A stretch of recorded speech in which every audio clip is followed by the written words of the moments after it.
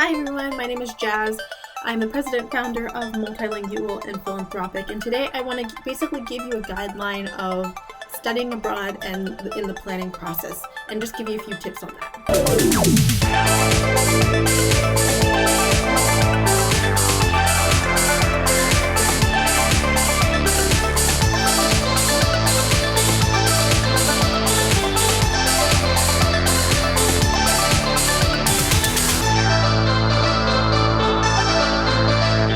So for me, studying abroad has been a very big part of my life, and it's actually the reason why I started this organization after studying in Paris.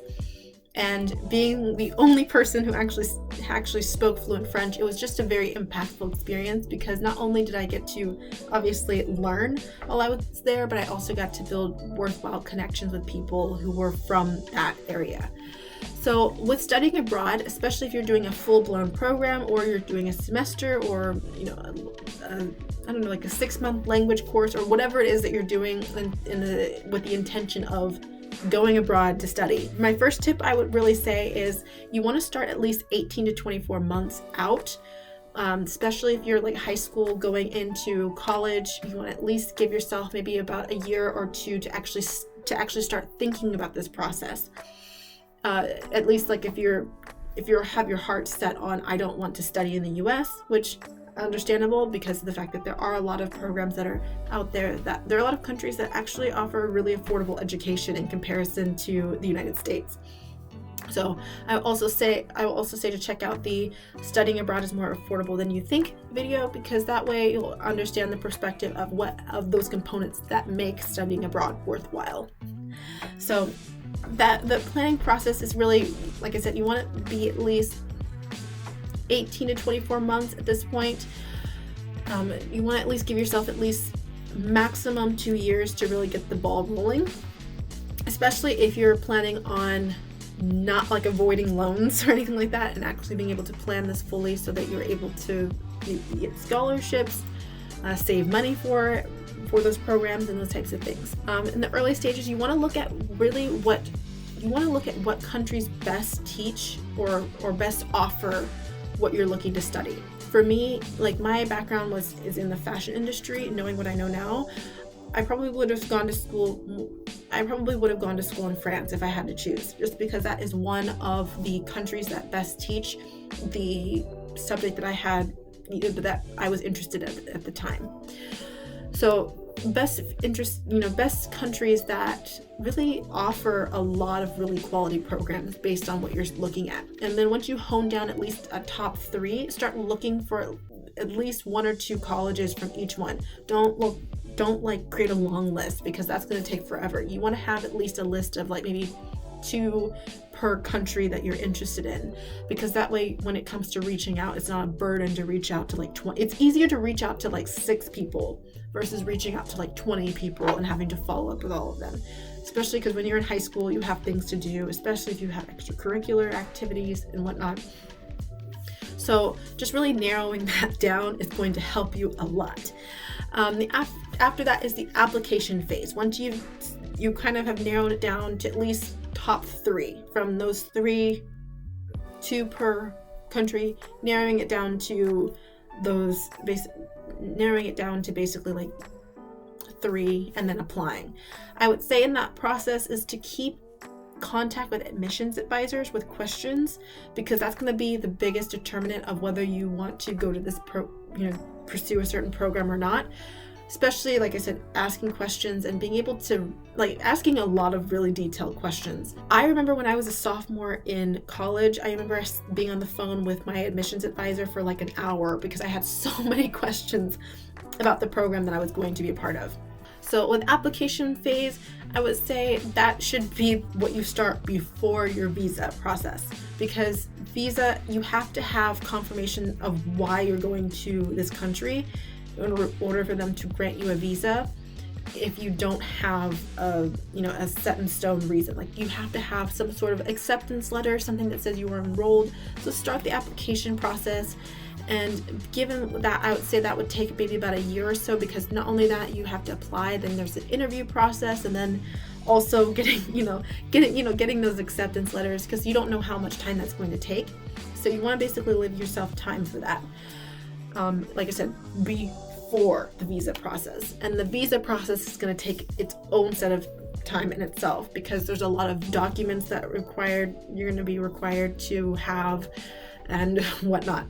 It's I wouldn't say that it's I wouldn't say it's not an arduous process. It's just a process that is going to take time, and you have to make sure you track down these documents, especially if you do not have a passport.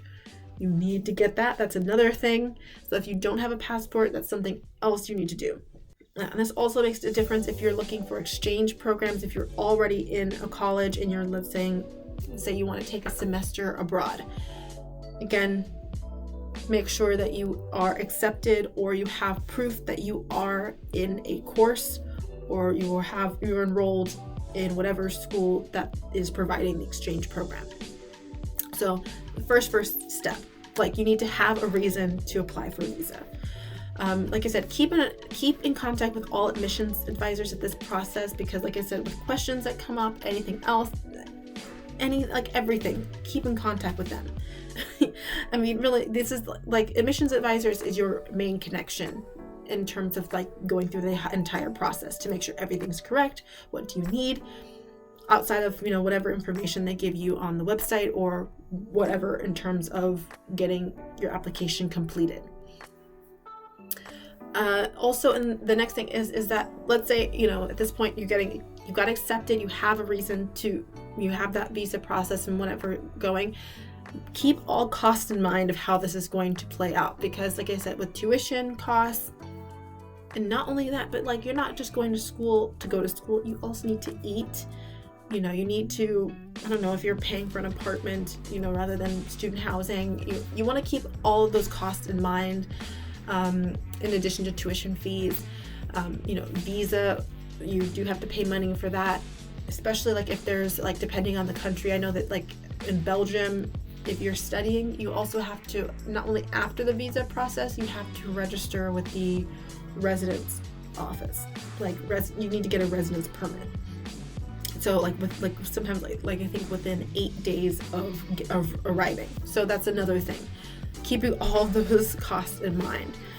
And even just budgeting, because like I said, also eating, I'm pretty sure you're not going to be eating the whole time. You're there, you're going to be doing things to entertain yourself or whatnot, or buying things. So keeping those costs in mind and creating a budget plan that would really work for what you need, depending on how long you're going to be there. If you're going to be there between, 6 to 12 months, I know that for the German student visa, they said that you need to have at least 10,000 euros in your account or at your disposal.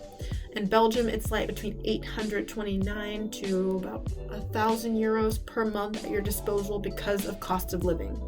So, you need to prove that you're not only just going to this country to study, but you can support yourself in general. And as I mentioned before, I'm going to mention this now. Loan should be a last resort. From my experience as a college student twice, is do not let loans be your first option. I think it's great to fill out FAFSA and do all of that good stuff, but I would say focus on scholarships.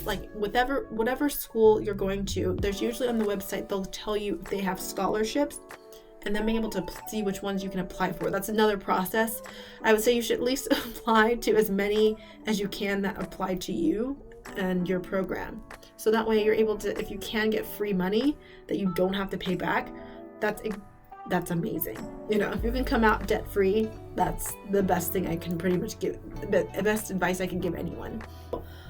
Those are really my tips in terms of planning for studying abroad. I think it is a worthwhile experience. And I will be honest with you, when I was saving up to do that program, I was actually eating baby food for the longest time.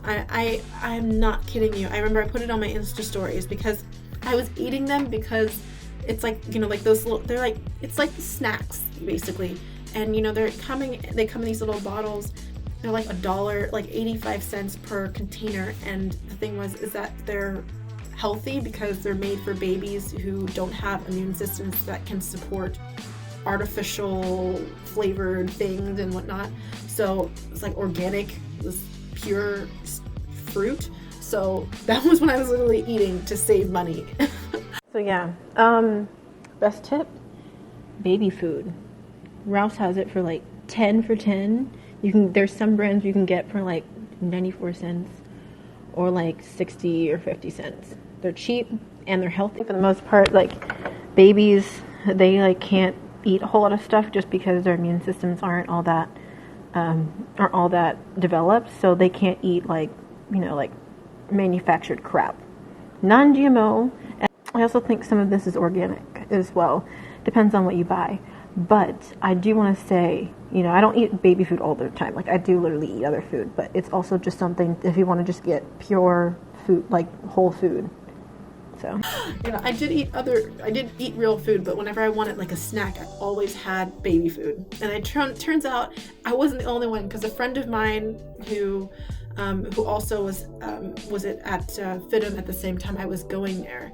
She was a pageant girl, and she said, "Yeah, I eat baby food too." I was like, "Oh, I'm not the only one. I'm telling you, you got to do what you got to do if you really, really want it." I don't know. Sometimes you'll find yourself eating baby food. So, not that I recommend that, but that's just a fun fact.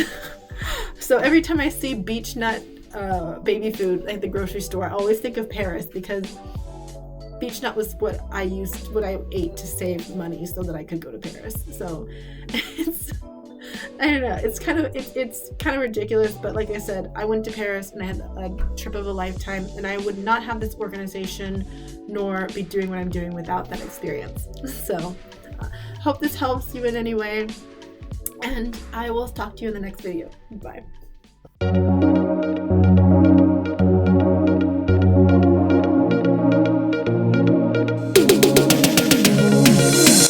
Kicking off the summer season with our Learn As You Go campaign. This summer, we're looking to raise $90,000 to help us accomplish our mission, which includes implementing effective teaching methods and instruction, develop and provide the best and most effective learning resources, and giving people opportunities to actively practice what they've learned and build global networks. If you'd like to learn more on how to support, make sure you check back in on our website or keep an eye on social media on June 20th for our official campaign kickoff. I'm so excited on how we'll be able to help you become more connected to the world and the people that are in it.